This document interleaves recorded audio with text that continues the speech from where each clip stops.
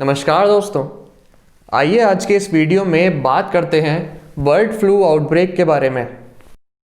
11 जनवरी 2021 को government authorities के द्वारा 3 नए स्टेट्स महाराष्ट्र, उत्तराखंड और नई दिल्ली में इस नए बर्ड फ्लू के आउटब्रेक को कंफर्म किया गया। जहां जम्मू कश्मीर और छत्तीसगढ़ के स्टेट्स पहले से ही हाई अलर्ट पर थे, वहीं पिछले महीने 7 और राज्य केरला, राजस्थान, उत्तर प्रदेश, मध्य प्रदेश, हिमाचल प्रदेश, हरियाणा और गुजरात में भी इस आउटब्रेक को कंफर्म किया गया। जहां हरियाणा में इस फ्लू की वजह से करीब 4 लाख बर्ड्स मारे जा चुके हैं, वहीं हिमाचल प्रदेश में 2000 और केरला में 12,000 बर्ड्स की डेथ को रिपोर्ट किया गया है। पिछले हफ्ते बढ़ते केसेस को देखते हुए सरकार ने सभी राज्यों के चीफ सेक्रेटरीज को इस सिचुएशन को क्लोजली मॉनिटर करने के लिए कहा, जिसके बाद इस आउटब्रेक को रोकने के लिए कई स्टेट्स में बर्ड कलिंग यानी इस वायरस से इन्फेक्टेड बर्ड्स को मारने का प्रोसेस शुरू किया गया।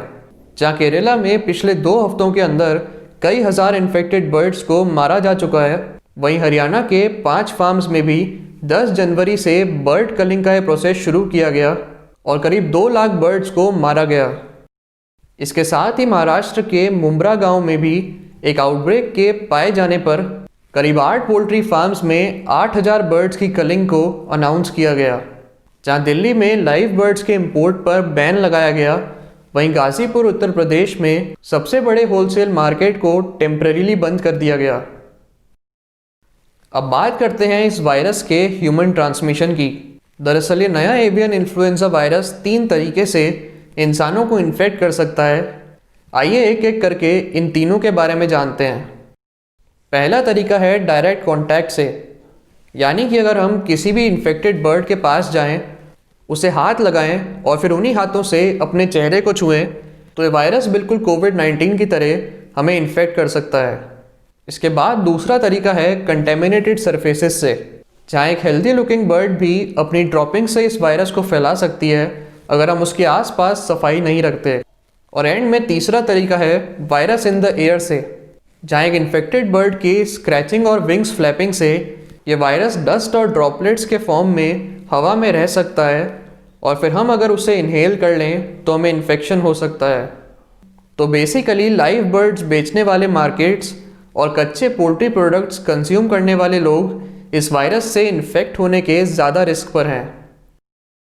इस आउटब्रेक के जवाब में WHO ने पोल्ट्री प्रोडक्ट्स और शिकार करी हुई बर्ड्स के साथ अच्छी हाइजीनिक प्रैक्टिस मेंटेन करने की सलाह दी है और इसके साथ ही ये कहा कि पोल्ट्री मीट को प्रॉपर्ली कुक करने से इन्फेक्शन को अवॉइड किया जा सकता है। आइए अब बात करते हैं इस वायरस की हिस्ट्री के बारे में। इस नए H5N8 वायरस को सबसे पहले नवंबर के महीने में कॉर्सिका के मेडिटेरियन आइलैंड की एक पेट शॉप में पाया गया था, जिसके बाद दिसंबर में ये फ्रांस के डक फार्म्स में फैलना शुरू हुआ। जिसे देखते हुए ही देश में अथॉरिटीज़ के द्वारा डक्स की मास कलिंग का फैसला लिया गया और 24 दिसंबर से लेकर आज तक करीब 4 लाख डक्स को मारा जा चुका है। इसके साथ ही नदर्न आइलैंड के देश में इस फ्लू के एक सेकेंड आउटब्रेक के डिटेक्ट किए जाने के बाद करीब 11 लाख इन्फेक्टेड बर्ड्स को मारा गया। एवियन इन्फ्लुएंजा या फाउल प्लेग कहे जाने वाले इस वायरस के 1878 में सबसे पहली बार पाए जाने के बाद 1996 से लेकर 2008 तक करीब 11 आउटब्रेक्स देखे जा चुके हैं, जहां करीब 60% मोर्टेलिटी रेट वाले इस हाईली पैथोजेनिक इन्फ्लुएंजा वायरस के चाइना, इजिप्ट, इंडोनेशिया, वियतनाम और पाकिस्तान मेजर कंट्रीज रहे। अब बात करें इन्फ्लुएंजा ए H5N1 की, तो इसे सबसे पहले चाइना के गूज में पाया गया था, जिसके बाद 1997 में हांगकांग के पोल्ट्री आउटब्रेक में इसे सबसे पहली बार ह्यूमंस में डिटेक्ट किया गया और जहां 2003 के बाद से WHO के पास इस वायरस के 15 कंट्रीज़ में करीब 700 और केसेस को रिपोर्ट किया गया है।